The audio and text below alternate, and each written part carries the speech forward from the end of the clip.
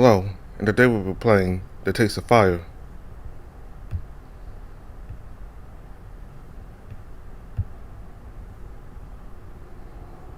There's something funny in the fact that this is a way I get to explore the town for the first time.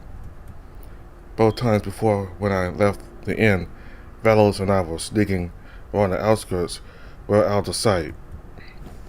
This time, Relson marches me straight to the main road going through the center of the town. With each step, the dread I felt since the moment Relson said Herschel had been taken starts to grow in intensity.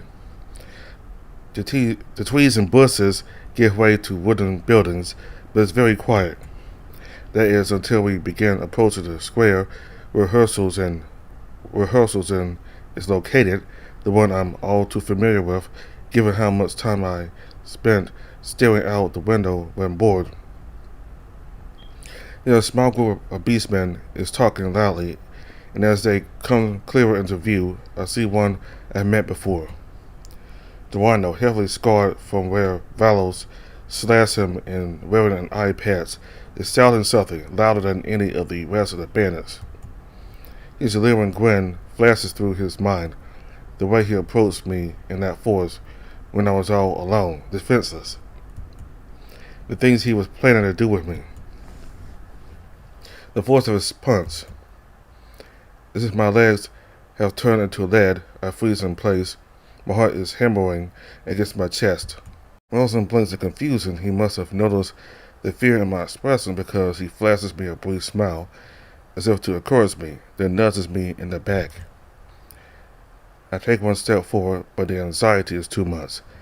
I can't stop staring at the rhino. What if we fail here? I'll fall straight into his hands, I scream against my flimsy restraints, causing Wilson to look at me in confusion again. By now the group had noticed us. One of the bandits taps the rhino on the shoulder, pointing towards us, and... I'm sorry, Sam. The dragon abruptly picks me up. These with which he does so is an unwelcome reminder of the sheer difference in strength between me and these beastmen. I only let out a muffled sound of surprise, but I don't fight against what's happening. Wilson carries me forward, then sets me down in the middle of the square. The dragon's hand is on the back of my neck, holding me in place. I hope he can't feel me trembling. The beastmen start moving, but Wilson raises his free hand out to stop the advance. Just your leader. The rhino, grinning from ear to ear, strides ahead with an easy swagger. Well, I knew you'd come back to me sooner or later, human. What a happy reunion, huh? He laughs and his minions echo his mirth. Where's your little savior now? He won't be a problem. I made sure to confuse our trail. Good on you, dragon.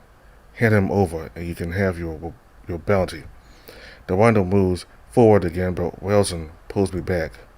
Not so fast. The reward. And you're going to release the innkeeper. Right now. Then you get the human. The bandit lets out an annoyed growl, looking back at the group as if to show Wilson he's outnumbered. Then he snaps his fingers. Fine, you can have the ox. Bring him out. One of the beastmen hurries inside. As we wait, the rhino addresses Wilson again. I'm surprised you betray your kinsman like this. I have no particular love for my kind. If I did, I wouldn't be so far from the Empire. Herschel, on the other hand, is a good friend. So if you want this human of yours, you better not have hurt him. We haven't touched a single hair.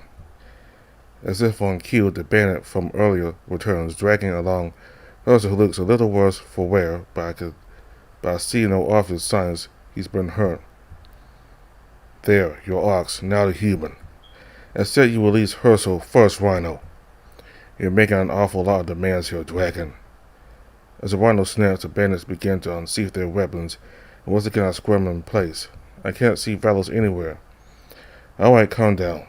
We exchange them at the same time. The bandit seems to consider the proposal, shrugs and nods. He then grabs Herschel by the shirt and pushes him ahead.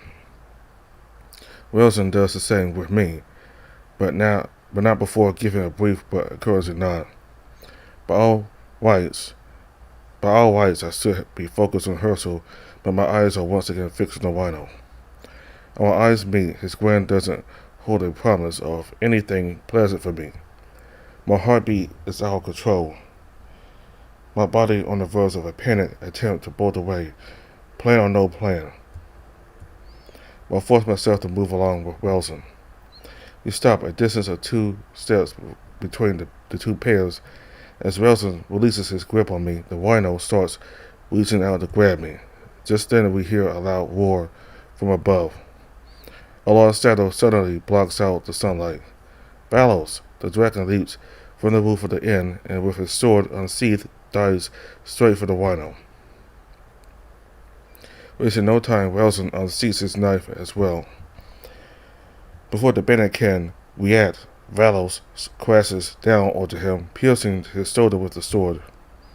In the ensuing confusion, as the bandits shout and rush towards us, I quickly shake off the bindings, toss off the gag, and use my hidden dagger to slash Herschel's restraints. Come. I start moving towards the nearest building and away from the fight, but Herschel doesn't follow. Instead, with a roar of his own, he rushes at the nearest bandit, tackling him so both crash to the ground. Meanwhile, Wilson wields his knife with surprising grace, while Valos is slashing and thrusting with his sword. Our eyes meet briefly. Go! I hesitate, wondering if I should join the fight, but ultimately obey Valos. I'm only going to get in the way. Instead, I complete my escape to the inn. Herschel. The innkeeper doesn't respond. Even unarmed, he seems to have no intention to retreat. He swings his arms with wild abandon. Rounding the corner, I lean against the wall, panting wildly. I can barely make out what's even happening anymore. On top of the general chaos of the brawl, they started kicking up so much dust that it's generally hard to see what's happening. I look around wildly in search of something I could use to help, something to throw at the bandits maybe. Only then do I notice I'm not here alone. My eyes meet those of the fox that had attacked us earlier. The fox grins, and then he starts running straight at me. I scramble back into the plaza and towards the open doors of the inn. I'm about to dash to the kitchen, but the fox is nimbler, leaping through the entrance and crashing into me, sending me sprawling to the floor. Ugh! The dagger flies from my grip, sliding several feet ahead. You know, human, I'm genuinely impressed. They think a puny piece of shit like you could knock me out. As the fox speaks, he twists my arm and uses his weight to pin me to the floor, even as I struggle to reach the dagger with my free hand. Should have finished the job, though. Well, things are going to end differently this time. With that, he bites into my fingers. I scream in sharp pain, feeling the fox's fangs pierce the flesh and grind into the bone. Still screaming, I put all my strength into pushing myself off the floor so I can throw the bastard off me. I succeed at freeing my hand, and before he has a chance to pin me down again, I scramble away, grabbing the dagger and somehow managing to get to my feet. Holding the weapon, I turn. The fox chuckles, licking the blood from his lips. Come on, little human. Attack. You're armed. I'm not. It should be easy, right? Breathing heavily, I take a step back towards the steps. Somehow, I remember what Valos had been teaching me this past week. I always seek the high ground, he said. I can tell the fox is wary, despite the casual manner of his speech right now. When his taunts fail, however, he lunges forward. I slash up, aiming at his snout, but at the last second he manages to avoid the blow. He tackles me again. For a second, I manage to stay standing, bringing the dagger down again at another slash. The fox pushes hard, and this time I fall. He slams one palm on my arm, pinning it to the steps above me. Even though I've managed to hold on to the weapon, I can't use it. I struggle against his weight, but it's no use. Well then, he uses his other paw to sharply push up my head, exposing my neck. In horror, I realize what he's about to do. My free arm latches onto the fur on his face, keeping his open maw away, but my strength isn't enough. He's about to bite my throat. Just then, as his fangs are about to tear open the flesh, he pauses, starts turning his head away to look behind, and a sword cuts right through his head, emerging from his forehead and souring me with blood. The fox gurgles something, his body going limp. As he falls to the side, I look up and shock at what just happened, my whole body trembling. Valor stands there, his expression a mixture of pure rage, concern, and relief. I'm too stunned to notice as he reaches out with a hand to pull me up. The next few moments felt like a dream. Well, nightmare, to be precise. It was as if I was in perpetual trance for being on the brink of death. As I partly came to my senses, I realized a dead body still clinging to me. I immediately pushed it away, fighting an urge to vomit. Shortly, I felt a massive dragon silhouette lowering beside me. He looked so intimidating, holding his bloody sword, that I felt really grateful to the fact that he was on my side. My temporary relief, however, quickly faded away when he started shaking my shoulders and shouting something. Still in trance, I could hardly understand what's going on. Only after he whipped the nearby tablecloth and grabbed my hand did I realize what was wrong. The urge to vomit immediately replaced by an urge to scream. I immediately grit my teeth while Valos was bandaging my fingers. It's okay. Considering what I was feeling, everything was anything but okay. What happened? As he asked this, I noticed how well and also entered the inn to check on us. Yeah, well, looks like the fox decided to have my fingers for dinner today. What bad luck. I noticed how well chuckled together with me. Val, on the other hand, absolutely wasn't in the mood for this. Why have you called Hersa for help? So all this chaos made it a bit tough for me to do that. I'm sorry, Val. It was my fault. I gave in to my wrath and seek vengeance on those ruffians instead of prioritizing Sam's safety. I failed my duty as innkeeper. There's really no need to be so hard on yourself, Herschel. Besides, extra fighter wouldn't hurt either way. At that moment, I noticed how Valos' brows furrowed, but thankfully he didn't say anything. Frankly, I wasn't in conditions to stop yet another fight for now. So, has anyone else got hurt? He got bit, but it's nothing serious. Everyone else made it alright, I believe. Pretty much, yeah. Not a scratch on me. And I suppose it's the same for Valos. Well, your skills must be really something. In any case, I'll patch some cuts and fix everyone something to eat, if no one else minds. I and Val seemed to agree, but Valos remained completely unconcerned with our conversation. I know that he blames Herschel for what happened to me to an instant, but I prefer not to raise the topic for now. Val similarly guessed what's on Val's mind, decided to change the subject. Anyway, Bandit's chief isn't going to haunt us anymore, well, Sam's. I sighed with relief. For some reason, with everything that was happening, I completely forgot about Wino. Really? Thank God. Is he dead as well? Yeah, Val splattered his innards all over the street. Isn't it, Val? I was expecting at least some sort of reaction out of Valos, but he seemed to completely ignore them while continuing. You are really mad, aren't you? Val sighed, frustrated for his complete unfazed state. I haven't any strength left to argue, so I just let him pass me.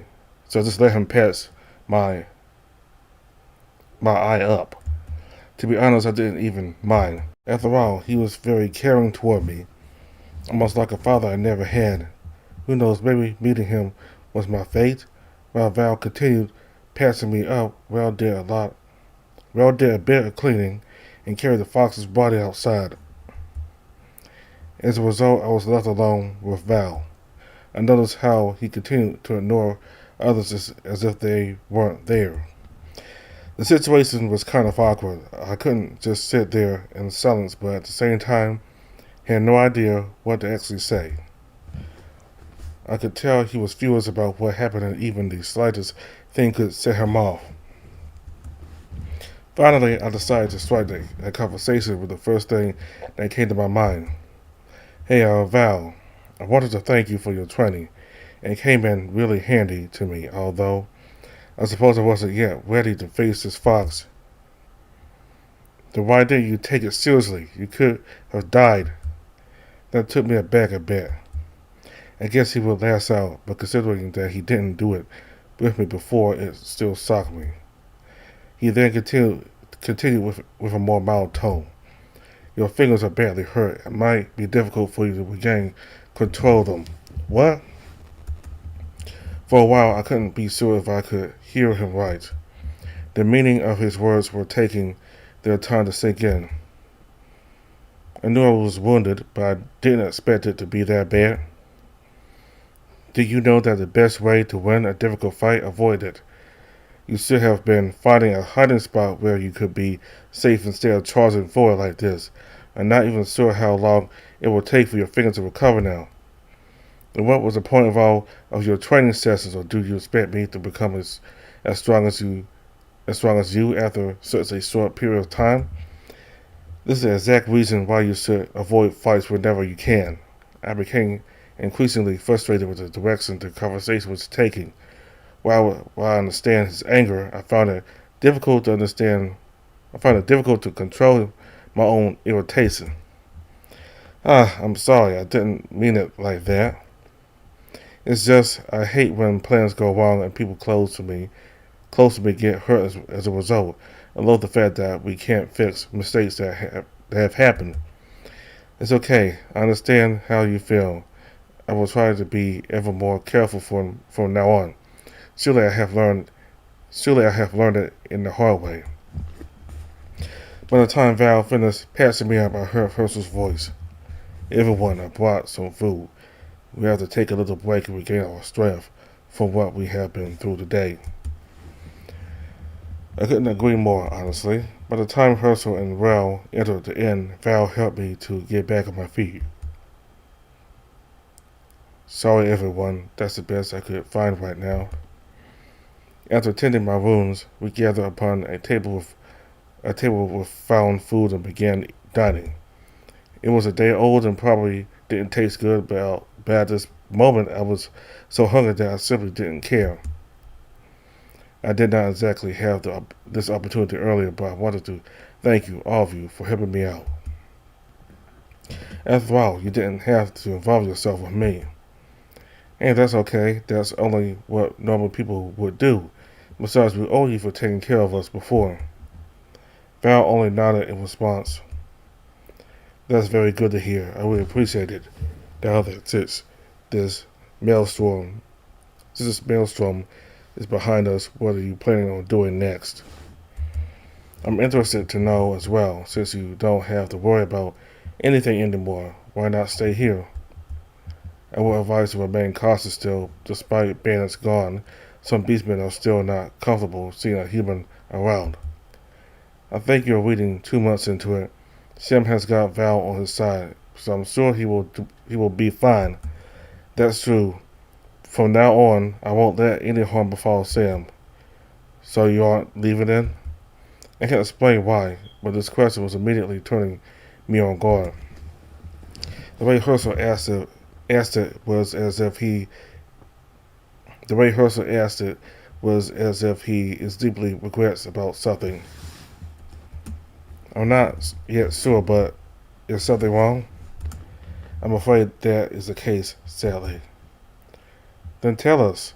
The sooner you do it, the better. Before I do, there's something else I need to tell you all. There's something else I need to tell you as well. After a short pause, he spoke. I'm forever grateful to all of you, for helping me. Without you, I wouldn't even be alive right now. Moreover, I don't bear any ill will to either of you. That being said, I will ask you to leave my inn as soon as possible. I will ask you to leave my inn as soon as you can, preferably in a couple of days. At first, I could barely make out what I was being told, since Val was in a similar state. After a short pause, Herschel continued. The inn took a large amount of damage over the last few days, not because of Sam himself, but because of his kin. I could deal with the decrease of patrons since his arrival, but now when the inn was attacked, my business faces a severe danger of going under. This is my only livelihood, so I cannot allow this to happen. I could barely recover from shock. To make matters worse, I couldn't fight the feelings of betrayal I felt at this moment. What Herschel said made perfect sense and was understandable, yet I couldn't order my feelings to feel different. The inn took a large amount of damage over the last few days, not because of Sam himself, but because of his kin. I could deal with the decrease of patrons since his arrival, but now, when the inn was attacked, my business faces a severe danger of going under. This is my only livelihood, so I cannot allow this to happen. I could barely recover from shock. To make matters worse, I couldn't fight the feelings of betrayal I felt at this moment. What Herschel said made perfect sense. It was understandable, and yet I couldn't order my feelings to feel different. So we got your hideout of trouble, and this is how you will pay us. In this instant, I could see Val's eyes spark with red glow as his muscles strained. Val started at him with surprise and shock. I'm sorry, Val. I really am. There's just not really any other way for me. Herschel's eyes expressed guilt. Unlike in the brawl earlier this day, he showed no signs of rising his guard in case Val attacked in a fit of rage, which he could very much do. Once again, I had to step up to stop the conflict, even though I perfectly understood how Val felt. You think I'm sorry is enough? We risk our very lives for you. Val, stop. Using an opportunity to interject myself, I spoke. It's okay, Herschel, I understand. We will leave as soon as we can. You just go along with this? But, Val, our job here was to save Herschel, not, well, the opposite thing. If you don't mind, I wish to further discuss it later. I need to rest and recover from my wounds. Val looked both frustrated and startled with my answer. I could understand him. After all, I felt the same, but I also could understand Herschel why he decided to do what he does. All right, so be it. But until you recover, you aren't leaving. This isn't under discussion. I could see Herschel's expression turn sour on this remark. He probably knew that a couple of days isn't enough for me to recover. Nevertheless, I decided to not argue with anything and politely comply instead. First, I needed a rest, and then I and Val both would decide our next plan of action and destination to go. The rest of dinner was spent in uncomfortable silence. I was so exhausted that I ended up finishing much earlier than everyone else. Feeling like the uneasy atmosphere started getting taxing on me, I started to get a bit nervous. No matter how I tried to hide, Val still somehow managed to notice it. Oh, you're right, Sam. You look tired. I think you better take a rest. Ursa, can Sam return to his old room? Wait, hold up. I'm alright. Not to mention that I have to help clean this place after the day. I too agree with Val. I think you better rest, Sam. I'm fine, really, and I would like to help you all anyway. But now, we will take care of cleaning, and you will take a rest. No questions asked. I took a deep sigh.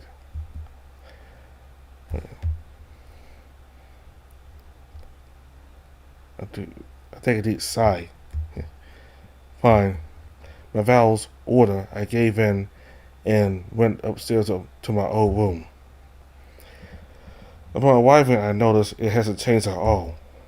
Even though I was visiting it not so long ago, it felt almost nostalgic being here. Upon dropping on the bed, I felt footsteps. It was Herschel. Looks like you need a good rest after all. He faintly smiled. I, on the other hand, didn't find anything to object. I didn't touch anything since you left, so the room remained unchanged, even amidst all the chaos. Yeah, I noticed, and that's probably for the best. I really longed for this bed. For a moment, Herschel's smile became even wider. I didn't see what came next as I allowed myself to indulge in the sort of sweet memories I have of this simple and unremarkable room. However, when I opened my eyes again, I saw Herschel's expression grew much darker. I'm sorry I had to kick you out soon like that. It's okay, don't worry about it. You have done more than enough for us already as it is. Although, not gonna lie, I would miss this place, but I suppose I wouldn't bother you anymore today. He smiled and left the room. While being left to my own devices, I wanted to think of our next course of action, but instead my thoughts kept jumping to other unpleasant thoughts as if taunting me. What if Val would abandon me? I knew that with all the care he showed me over the last few days, the probability of that wasn't high, but still, what if our relationship was nothing but a mere distraction for him? He did have sex with Will not so long ago, after all. What if he suddenly decides that he is better off with his own kin? Actually, what if he is doing this again, right now? No, I'm just overthinking things. I should allow myself to relax and get some sleep. After all, today was a busy day. I will start making plans for tomorrow, but for today, I better rest. When I woke up, it was pitch black on the other side of the window. For a moment, I got confused whether it was a late night or an early morning. The next thing I noticed is that my wound was hurting like hell. Further examination showed that the wound has opened again as my bandages are soaked in blood. Having an uneasy feeling that it might get worse if I don't do something about it soon, I decided to go downstairs to search for help. It turned out to be a more difficult task than I imagined as the wound became somehow even more stinging. I suddenly understood why Val was so upset about the whole thing. Either way, finally somewhat winning against pain, I got up and started heading downstairs. Opening our door to her room, I suddenly noticed that the inn was unnaturally quiet. Did something happen again? As I silently continued descending downstairs, I reflectively reached for a knife on my belt, only to frustratingly discover it was not there. Cursing my luck, I still decided to head downstairs while searching for possible threats. Not finding any, I decided to call for Val, only to get silence in response. Finally reaching the kitchen hall, to my relief I discovered it being restored and cleaned up, with Herschel sleeping while sitting before the dining table. Still clinging to my paranoia, I moved a bit closer to check on him. Seeing how peacefully he slept, I immediately felt a bit guilty and decided to quietly leave him, but ironically he woke up by the time I turned around. Who goes there? Oh, it's you, Sam. Sorry for waking you up, but I will be leaving now. Herschel smiled in response. At ease, Sam. I'm not as tired as Your wound, wait a minute. I will pass it shortly. That would be much appreciated. Before I could even finish, Herschel was already fetching something. The next minute, he was already running back, holding water and bandages. Here, allow me to help. As he says, he immediately began bending my wound with cleaning blood and applying fresh bandages. After a while, he was completely done. There, my friend. Well, that was really fast, thank you. No need, this is the least I could do for you. Wanted to say something else, but realized that I have nothing to reply rather than thank you. As I have already said, thankfully Herschel prevented the situation from getting awkward. Well, since you are here, do you want to join me in conversation? Oh, sure, I would be glad to. I didn't expect this kind of answer, but this was a pleasant kind of surprise. So, sorry if I disturbed you. I felt I feel like I became a bit paranoid in light of recent events. Understandable. I'm also very sorry that your adventure has turned so sour. I feel like you have gone through more trouble than me, all things considered. Maybe, yeah, maybe, but I would still prefer it over remaining in my home village, living the same boring life, so I'll take it. I admire your positive outlook, even though I really wish that things would go more smoothly. Also paused for a moment, then added, and I really wish I wouldn't have to chase you away. I'm so sorry, I really am. I will live. I will live. I'm sure me and Val will make it somehow. Besides, I wanted to see the world anyway, so it isn't like I will stay here forever. Glad to hear it. While you are still here, I will aid you in whatever way you need. He continued talking like this for a while. Unexpectedly, I found myself enjoying Herschel's company so much that I forgot about the wound up until a certain point. You have been blessed with a really good companion, Sam, and yet I'm not sure if this is jealousy in me speaking, but I feel Valos can be a bit overbearing, don't you think? Now that you mention it, yeah, he kinda is like that. Well, I guess I will have to give more reason not to be. I smiled, realizing deep inside that in my current state, he will have to be like that for quite a while, for better or worse. But in any case, I will try to make him understand that I'm not a kid anymore and stand for myself on most occasions. That would be for the best. I think your relationship will benefit a lot with both of you standing on equal ground. On an unrelated note, have you made up your mind where you will continue your adventure? Not yet. Actually, I want to discuss this with Val. I see. If you wish, you can do that quite soon. He and Val are just outside cleaning some of the remaining collateral damage, and we'll be back soon. As soon as he said that, I started to get drowsy and weak again. I think you should take some rest, Sam. I will sort of tell Val to check on you once he will get back. Thanks. I would gladly appreciate it. Returning to my room, I tried to take a nap. Yet despite being tired, I still couldn't do it. Suddenly, I remembered the book Herschel. Coincidentally, I also had a map of part of a continent. Maybe I can use it to choose the next destination. While searching for it, I involuntarily moved my wound hand, which caused it to hurt again. A sad reminder of the day's battle, as well as physical inferiority. I noticed that I started to wish for the strength of abilities that beastmen possess. Maybe if I was one, this whole situation wouldn't happen to begin with. I mean, even all the training I received wasn't enough. God, I feel so inferior. In retrospect, it also became clear why Val was so adamant about training. I simply will not survive in this world otherwise. On second thought, if I remember correctly, even the most hard-working knight in my village has fallen from the hand of a beastman. Is there even any point for me continuing my training if I won't be able to compete with them anyway? Well, as hopeless as it may be, this is the only thing I can do. Extra physical training won't hurt me either way. Besides, it isn't for Val to allow me to just quit, so I might as well go all the way and finish what I've started. In any case, I finally found the book I was looking for and decided to take a look at the map. Trying not to use my injured hand, I opened it with the second one. I was immediately struck by an overflow of maps, towns, kingdoms, and various landmarks. The whole thing was overwhelming, honestly,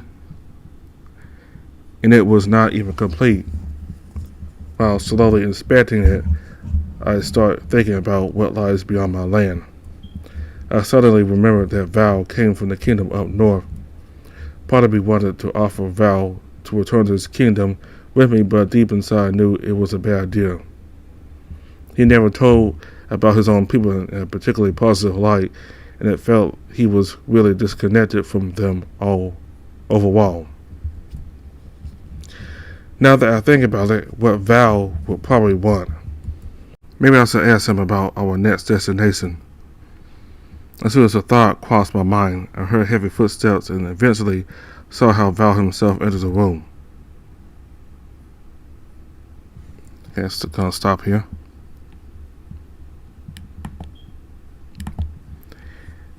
Alright, so on the end there, Sam was talking about how inferior he was in humans as well, and that even the knight, his village's knight, couldn't defeat a beastman.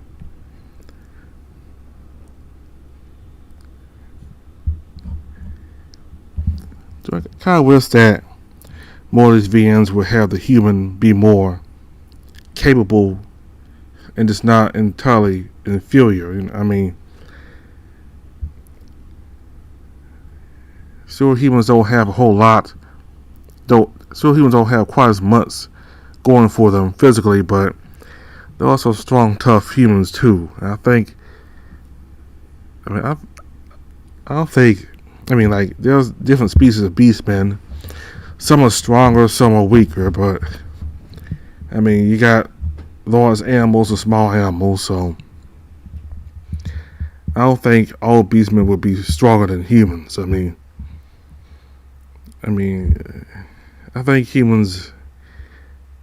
there are some beastmen that humans could beat. I think humans can beat some beastmen. But in a lot of these VNs, humans are inferior and just can't really do anything towards beastmen. But that's kind of like the theme I kind of don't like. It's very common. I don't mind if it was the case, and I don't mind if some VNs did that, but we got a whole bunch of VNs doing that. Anyway, so I'm happy that Valos killed that fox.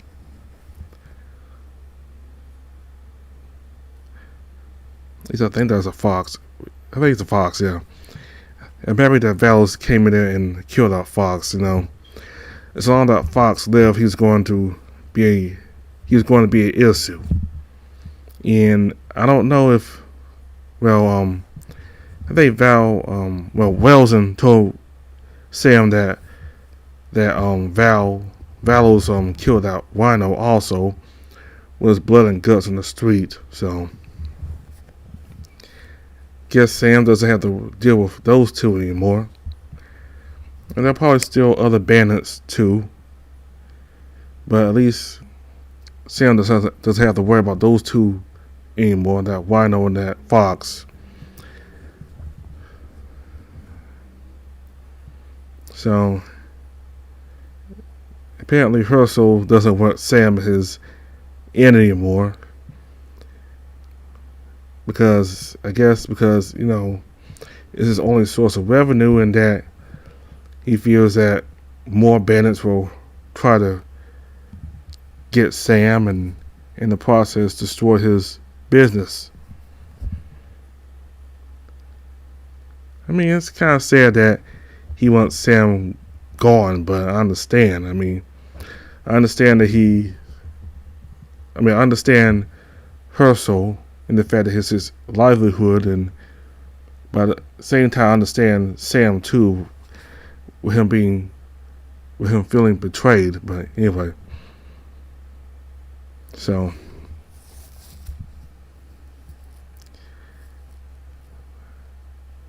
in the next video of The Taste of Fire, both of them will leave the village and head out. So thank you all very much for watching. Goodbye.